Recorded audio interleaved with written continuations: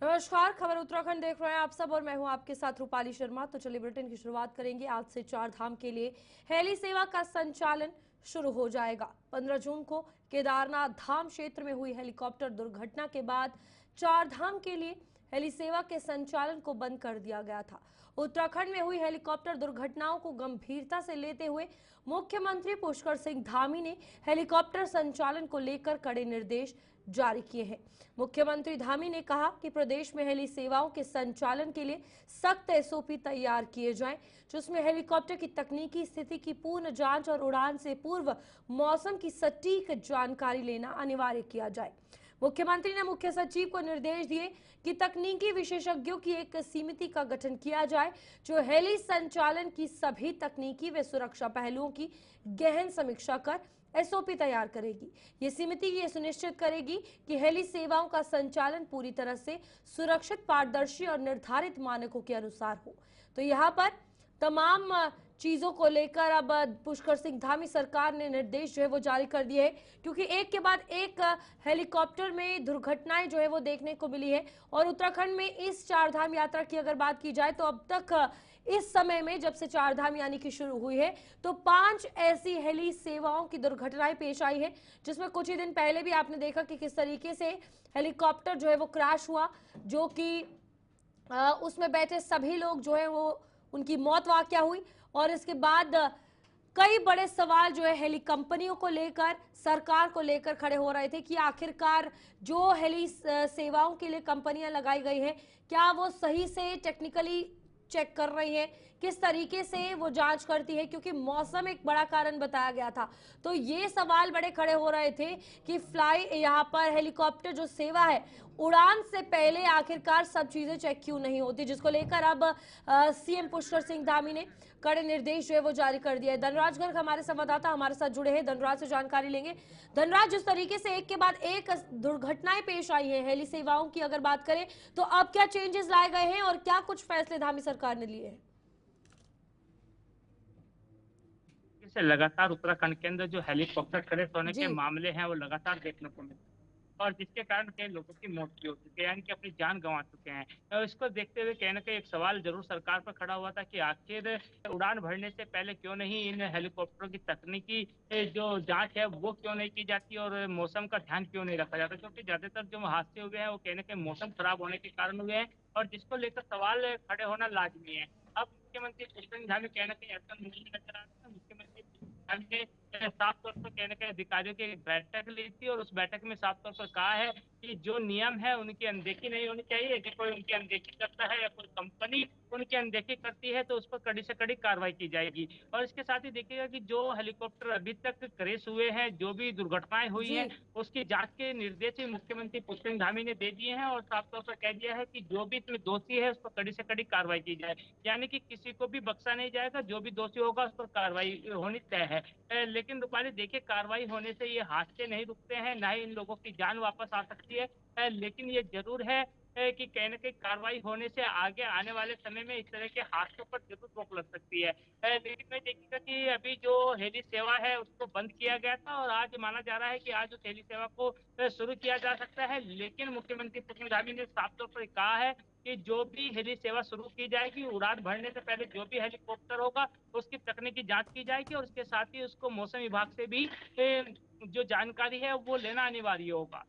जी। यहाँ पर धनराज एक सवाल ये भी है कि ये कहा जा रहा है कि केदारनाथ धाम यात्रा की अगर बात करें, वहां पर जो टेरेन है वो ऐसा ही है, जो अधिकारियों की तरफ से कहा गया कि वहां की टोपोग्राफी बहुत अलग है, कभी भी मौसम चेंज हो जाता है, पहाड़ी क्षेत्र है, ऊंचे ऊंचे पहाड़ है। तो इन सभी का एक प्लानिंग प्लॉटिंग करके ही हेली सेवा का संचालित होना कितना ज्यादा जरूरी है? बिल्कुल रूपाली, देखिए ये सही है कि उत्तराखंड का जो पहाड़ी क्षेत्र है वहाँ का एडवेंचर कभी भी बदल सकता है, क्योंकि पहाड़ी क्षेत्र है और कभी भी मौसम बारिश का बन जाता है। लेकिन उससे पहले कहीं न कहीं मौसम विभाग लगातार अपना पूर्वानुमान भी जारी करता है। तो कहीं न कहीं उस पूर्वानुमान के अनुसार हेलीकॉप्टर को उड़ाना संभव होगा और उसी के अनुसार जी। उनको अनिवार्य भी कर दिया गया है। मुख्यमंत्री पुष्कर धामी से की तरफ से जो निर्देश दिए गए हैं उसमें साफ तौर पे कहा गया है कि मौसम विभाग की तरफ से पहले उनको कहीं ना कहीं पूरी जानकारी हासिल करनी होगी, उसके बाद ही वो उड़ान भर सकते हैं। यदि कोई इस तरह का कार्य नहीं करता है या इन नियमों की अनदेखी करता है तो उस पर कड़ी कार्रवाई करने के निर्देश भी मुख्यमंत्री पुष्कर सिंह धामी की तरफ से दिए गए हैं।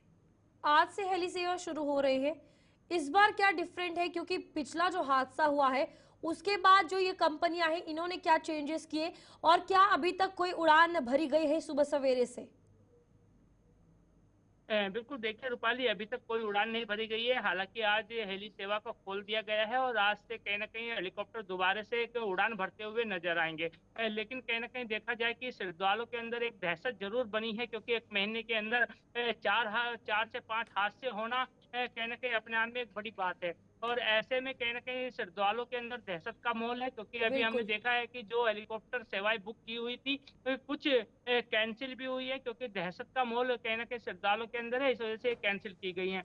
लेकिन वही देखिएगा कि चार धाम यात्रा को सुगम और सुदृढ़ बनाने के लिए मुख्यमंत्री पुष्कर सिंह धामी लगातार संकल्प लिए हुए हैं। उनका साफ तौर पर कहना है कि उनका संकल्प है कि उत्तराखंड की जो चार धाम यात्रा है उसको सुगम और सुदृढ़ बनाएंगे। उसके लिए लगातार वो प्रयास भी करते हुए नजर आते हैं। तो कहीं ना कहीं देखा जाए कि अब जो हेली सेवाएं की जो बात की जाए तो कहीं ना कहीं जो नियम बनाए गए हैं उन नियमों के अनुसार ही जो हेली सेवाएं हैं वो चल पाएंगी। और लाजमी है कि श्रद्धालु कहीं ना कहीं उससे सुरक्षित जरूर होते हुए नजर आएंगे। ठीक है धनराज, बहुत बहुत धन्यवाद इस हवाले से जानकारी देने के लिए। तो यहाँ पर आज से हेली सेवाएं फिर से शुरू हो जाएगी। हालांकि यहाँ पर अब प्रॉब्लम आ रही है, लोगों ने जो बुकिंग करवाई है वो भी कैंसिल हो रही है, लेकिन सरकार पूरे तरीके से काम कर रही है ताकि यात्रा फिर से सुगम हो, हेली सेवाओं का संचालन फिर से सुदृढ़ तरीके से हो सके। आगे बढ़ेंगे जहां पर महामहिम राज्यपाल लेफ्टिनेंट जनरल गुरमीत सिंह नानकाना साहिब गुरुद्वारा काशीपुर पहुंचे, जहां उन्होंने माथा टेक कर प्रदेश की सुख समृद्धि एवं खुशहाली की कामना की। इसके उपरांत उन्होंने नानकाना साहिब परिसर के सरोवर का भी निरीक्षण किया। इस दौरान महामहिम ने काशीपुर मंडी अतिथि गृह में अधिकारियों की बैठक ली। उन्होंने जिला प्रशासन द्वारा किए जा रहे विकास कार्यों व भारत सरकार के विकास परक योजनाओं के क्रियान्वयन पर प्रशंसा व्यक्त करते हुए अधिकारियों को बधाई दी है। उन्होंने बेस्ट इलेक्ट्रोल प्रैक्टिसेस के लिए मुख्य विकास अधिकारी मनीष कुमार को प्रशस्ति पत्र एवं प्रतीक चिन्ह देकर सम्मानित किया। सच कहूँ तो ये बाबा नानक का ही आदेश है कि इतना सुंदर सौभाग्य मिला है कि आज ननकाना साहब काशीपुर स्थित गुरुद्वारा साहब के दर्शन मिले हैं। यहाँ का आशीर्वाद सब आशीर्वादों से अलग है। जहाँ पर मुझे जो एक परिवार का जो प्यार है वो सबसे ज़्यादा मिला है। एक एक के चेहरे के ऊपर में बाबा नानक का जो रूप है वो दिखाई देता है, जो सेवा भावना है, समर्पण है, किस प्रकार परिवार के साथ में इकट्ठा रहना है। बाबा नानक ने तो सबसे पहला शब्द ही जो बोला है वो शब्द ही एकम है। किस प्रकार एकता, अखंडता, एक परिवार की तरह कैसे रहना है।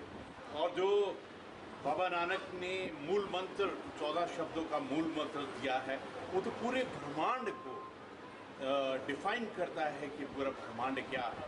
सचमुच यहाँ पर आकर एक अलग ही ऊर्जा, एक अलग ही एनर्जी, एक अलग ही वो पीरी और दिव्यता का अनुभव हो रहा है। सबसे बड़ी बात ये है कि जो बाबा नानक ने हमको उपदेश दिए, जो उन्होंने आदेश दिए, जो उन्होंने वाणी के अंदर में हमको बताया, मैं एक एक के रूप के अंदर में, एक एक की आँख के अंदर में देख रहा हूँ कि वो पवित्रता।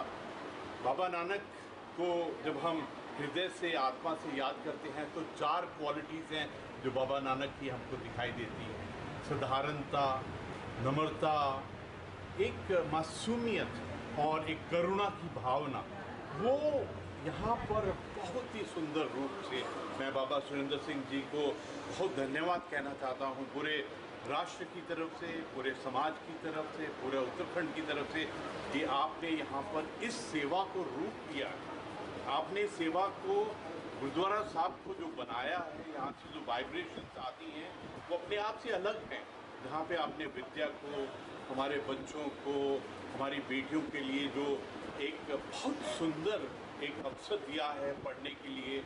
और न जाने क्यों आज ऐसा लग रहा है कि मैं अपने परिवार के मध्य हूँ और ये परिवार सबसे प्योरेस्ट परिवार है, जहाँ पर नानक नाम मतलब नानक ननकाना साहब का नाम हो, मुझे तो लगता है वहीं से धरती शुरू होती है, वहीं से ब्रह्मांड शुरू होता है, वहीं से वाहिगुरु का जो आशीर्वाद है।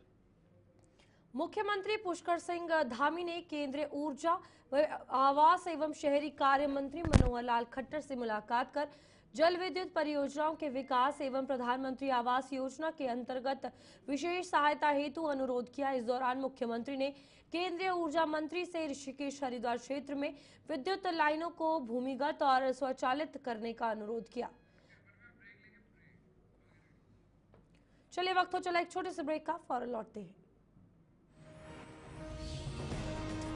ब्रेक के बाद एक बार फिर से लौट चुके हैं। उत्तराखंड के बुलेटिन में आगे बढ़ते हैं, जहां पर उत्तराखंड में भाजपा और कांग्रेस के बीच जुबानी जंग चरम पर है। कांग्रेस उपाध्यक्ष ने वर्तमान सरकार पर देश में घोटालों का कीर्तिमान स्थापित करने का आरोप लगाया, तो बीजेपी ने पलटवार करते हुए उन्हें उनकी सरकारों के दौरान हुए घोटालों की याद दिला दी। भाजपा मीडिया प्रभारी ने आरोप लगाते हुए कहा, कांग्रेस के मुख्यमंत्री तो कैमरे के सामने पूरे प्रदेश को बेचने का सौदा कर रहे थे। भ्रष्टाचार उनके समय में चरम पर था। भूमाफिया, खनन माफिया और शराब माफिया कांग्रेस की सरकारों में नीतियां तय करते थे, लेकिन कांग्रेस के छोटे नेता अपने नंबर बढ़ाने के लिए और अपने आला कमान को खुश करने के लिए ये बयानबाजियां कर रहे हैं और प्रदेश की जनता सब जानती है और उसी के अनुरूप अपना निर्णय लेती है। कांग्रेस पार्टी में इस समय अपने हाईकमान, उनके जो युवराज हैं राहुल गांधी के निर्देश पर एक हॉर्स राइडिंग कंपटीशन टाइप का चल रहा है कि कौन कितना झूठ बोल सकता है, कौन कितना फरेब कर सकता है और किस तरह से जनता को अनर्गल बयानबाजी करके गुमराहित कर सकता है। ये प्रतियोगिता उनके सभी नेताओं में चल रही है दिल्ली दरबार को खुश करने के लिए। इसलिए आजकल कांग्रेस पार्टी के जो वरिष्ठ नेतागण हैं वो कहीं ना कहीं पत्रकार वार्ताएं में झूठ बोलते हुए दिखाई दे रहे हैं अपने नेताओं को खुश करने के लिए। लेकिन उत्तराखंड की जनता बहुत समझदार है। उत्तराखंड की जनता ने कांग्रेस के राज्य बनने के बाद कांग्रेस के उस कालखंड को भी देखा है जब प्रदेश को लूटने खसोटने का काम खुलेआम कैमरे के सामने बात हो रही थी, और उत्तराखंड की जनता ने वो भी देखा है किस तरह से भू माफिया, खनन माफिया, शराब माफिया उत्तराखंड राज्य की नीतियां तय करते थे। इसलिए उत्तराखंड की जनता के सामने जितना झूठ कोई बोलेगा उतना वो गर्त में जाएगा। यही आज कांग्रेस पार्टी का। वहीं भाजपा सरकार में महिलाओं के प्रति बढ़ते अपराध की घटनाओं को लेकर जहां कांग्रेस बेटी बचाओ अभियान के तहत कांग्रेस महिला मोर्चा धरना कर रही है, वहीं भाजपा उनके प्रदर्शन पर सवाल उठा रही है। भाजपा प्रदेश प्रवक्ता विपिन केंथोला का कहना है कि धरना प्रदर्शन करना कांग्रेस की आदत बन गई है। उनके पास कोई मुद्दा नहीं बचा है और कांग्रेस के नेताओं को अपने समय का याद करना चाहिए। उन्होंने कांग्रेस कार्यकाल में हुए हल्द्वानी दुष्कर्म की याद दिलाते हुए कहा कि एक हफ्ते तक कांग्रेस के कान पर जून तक नहीं रहेंगी। जब कार्यक्रम में सीएम के काफिले का जनता ने घेराव किया तब जाकर उस पर कार्रवाई हुई, लेकिन भाजपा सरकार में सख्त कार्रवाई की जा रही है। सरकार की धरना प्रदर्शन करना आज कांग्रेस की टेंडेंसी बन गई है। कांग्रेस पार्टी के पास कोई मुद्दा नहीं बचा है। कांग्रेस पार्टी के नेताओं के पास कोई इस प्रकार का कोई जन मुद्दा नहीं है कि जो वो सरकार को घेर सके। तो इस प्रकार की चीजें करती रहती है। कांग्रेस पार्टी के नेताओं को अपने समय को याद करना चाहिए कि किस प्रकार से उस समय क्या क्या कार्रवाई हुई है। मैं आपको कुछ याद दिला दूं, आपके माध्यम से कांग्रेस के नेताओं को याद दिला दूं कि नन्ही परी जो हल्द्वानी की थी, नन्ही परी के जिन लोगों ने उसके साथ दुष्कर्म किया, जिन लोगों ने दोषियों ने जिस प्रकार से उसके साथ घटना की, एक हफ्ते तक कांग्रेस की सरकार के, कांग्रेस के मुखिया के कान पर जूं तक नहीं रहेंगे। जब वो हल्द्वानी के एक कार्यक्रम में गए, वहां पर स्थानीय जनप्रतिनिधि, वहां पर स्थानीय जनता ने जब मुख्यमंत्री के काफिले को रोका, मुख्यमंत्री के काफिले का घेराव किया, तब जाकर के कार्रवाई हुई है। हमारे उत्तराखंड के अंदर पहली बार किसी महिला अफसर की गाड़ी के ऊपर खनन माफियाओं ने डंपर चढ़ा दी। तब कांग्रेस की नेता, कांग्रेस की नेत्रियां कहां सोई रहती हैं? इस प्रकार की चीजें पर राजनीति करना, केवल अपने आप को किस प्रकार से हम आगे ला सकें, ये सब इनकी एक मात्र विकल्प रह गया है।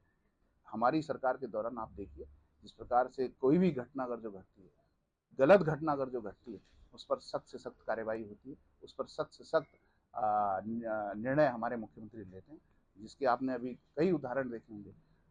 जिस पर भी इस प्रकार के आरोप लगे हैं, जिस पर भी इस प्रकार की चीजें हुई हैं, उनको सलाखों के पीछे डालने का काम हमारी सरकार ने किया है। आने वाले समय में अगर जिस प्रकार की मानसिकता के लोग इस समाज के अंदर पाए जाएंगे, उसका इलाज भी भारतीय जनता पार्टी से।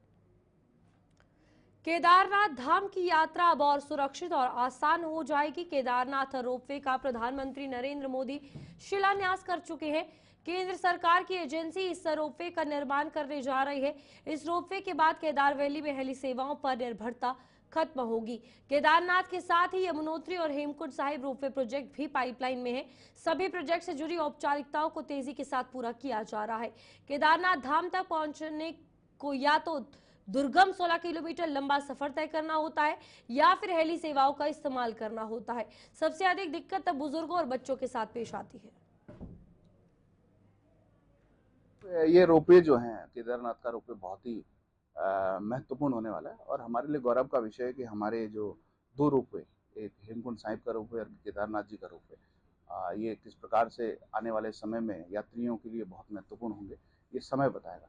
लेकिन जिस प्रकार से जो यात्रा केदारनाथ में जिस प्रकार से लोग जाते हैं, बड़ी संख्या में भक्त जाते हैं, तो आने वाले समय में बहुत ही सहज और बहुत ही सरल ढंग से रोपवे के माध्यम से यात्रा होगी। बहुत ही सस्ती यात्रा होगी। जिस प्रकार से हम देखते हैं कि हेली हो या अन्य माध्यमों से लोग जाते हैं, इस प्रकार से वहाँ पर जो है काफ़ी उनको महंगा जो पड़ता है, वो कम और सस्ते खर्चे में ये रोपवे उनको केदारनाथ जी के दर्शन कराएगा। और आने वाले समय में जिस प्रकार से माननीय प्रधानमंत्री जी का स्नेह और प्रेम उत्तराखंड के अंदर है, मैं तो ये कह सकता हूँ कि आने वाले समय में गंगोत्री, यमुनोत्री जी और अन्य जगह भी जिस प्रकार से रोपवे हों या किस प्रकार से श्रद्धालुओं के लिए हम बेहतर सुविधा कर सके, इस पर केंद्र सरकार और डबल इंजन की सरकार काम करेगी। हरिद्वार के जिलाधिकारी मयूर दीक्षित ने कलेक्टर भवन में जनता दरबार का आयोजन किया। इस मौके पर सभी विभागों के उच्च अधिकारी भी मौजूद रहे। जनता दरबार में कुल 123 शिकायतें प्राप्त हुई, जिन्हें सुनने के बाद जिलाधिकारी ने संबंधित विभागीय अधिकारियों को तुरंत निस्तारण के निर्देश दिए। डीएम ने स्पष्ट किया कि जन समस्याओं का समयबद्ध समाधान प्रशासन की प्राथमिकता है। मौके पर मौजूद अधिकारी जनता की समस्याओं को गंभीरता से सुनते नजर आए और कई मामले में वे वहीं तत्काल समाधान करते हुए नजर आए। यहां पर जनता दरबार में अधिकतर शिकायतें भूमि विवाद, पेंशन, बिजली, पानी और राजस्व विभाग से संबंधित रहीं। जिलाधिकारी ने कहा कि प्रत्येक शिकायत का फॉलोअप किया जाएगा और समाधान में लापरवाही बर्दाश्त नहीं की जाएगी। और इसमें आज जो समस्याएं आई हैं, करीबन 125 समस्या आई हैं, 125 के आसपास, और भी कुछ समस्याएं हैं अभी। और इसमें अलग अलग विषयों से रिलेटेड मैटर्स थे। कुछ जैसे चकबंदी से संबंधित थे, कुछ आपदा से संबंधित थे, कुछ पानी पीने के जो पानी की समस्याएं थी कुछ जगह पे, कुछ समस्याएं हमारी कृषि विभाग से संबंधित लोन आदि की थी, केसीसी की। तो सभी डिपार्टमेंट्स को डायरेक्शन दिए गए हैं और इन सभी कंप्लेंट्स को हमने ऑनलाइन रजिस्ट्रेशन भी किया है, इनका मॉनिटरिंग की जाएगी। साथ ही जो माननीय मुख्यमंत्री जी का जो सीएम हेल्पलाइन पोर्टल है, उस पर भी जो समस्या रजिस्टर है उसका भी डिटेल में आज रिव्यू किया गया है और प्रत्येक सप्ताह रिव्यू करेंगे, जिससे कि आने वाले समय में हम कोशिश करें कि अधिक से अधिक समस्या का निस्तारण हो जाए।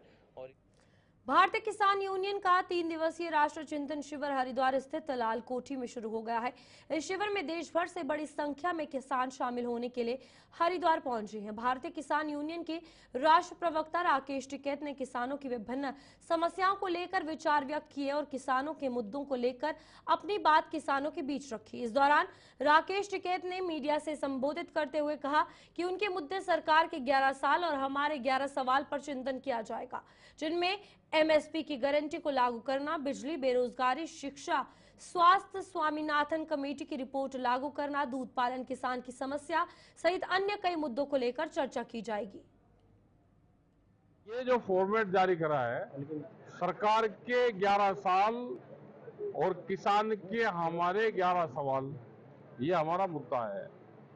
इसमें सारे इशू हैं, बेरोजगारी इसमें है, बिजली का निजीकरण है, इसमें स्वास्थ्य की समस्या की कहा, एमएसपी गारंटी कानून, स्वामीनाथन कमेटी की रिपोर्ट, ये पूरे सवाल हमारे सरकार से हैं कि क्या आपने जीएम सीड पे जो परमिशन दे रहे, क्या वो आम पब्लिक के लिए बताया उनको, उनके लिए हानिकारक है, लाभदायक है। बिजली प्राइवेट सेक्टर में जाएगी, क्या उससे लाभ होगा, ये उसका नुकसान होगा? ये हमारे सारे सवाल है। एमएसपी गारंटी कानून क्यों नहीं बनना चाहिए? सरकार ने एमएसपी लगा दे दी, क्या उस पर खरीद फरोख्त नहीं होनी चाहिए? कोई व्यापारी खरीद कर रहा है तो उसके नीचे पे कैसे खरीद करेगा?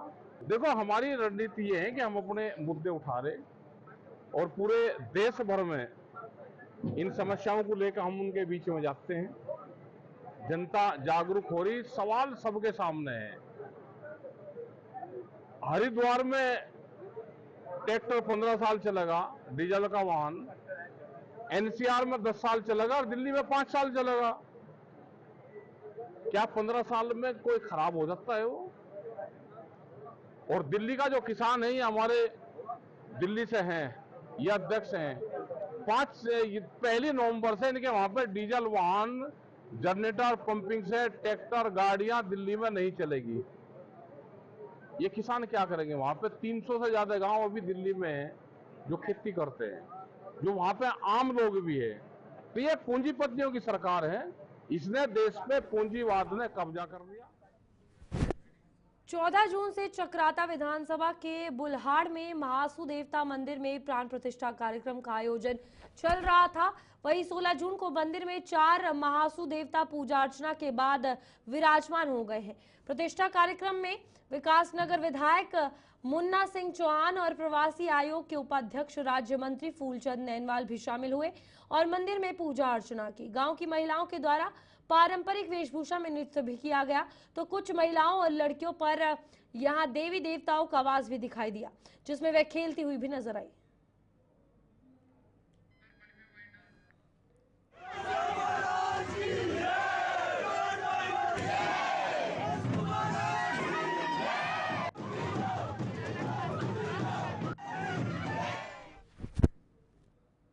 चलिए, बुलेटिन में अभी के लिए इतना ही। खबरें आगे भी जारी रहेंगी, आप देखते रहिए गुलिस्तान न्यूज।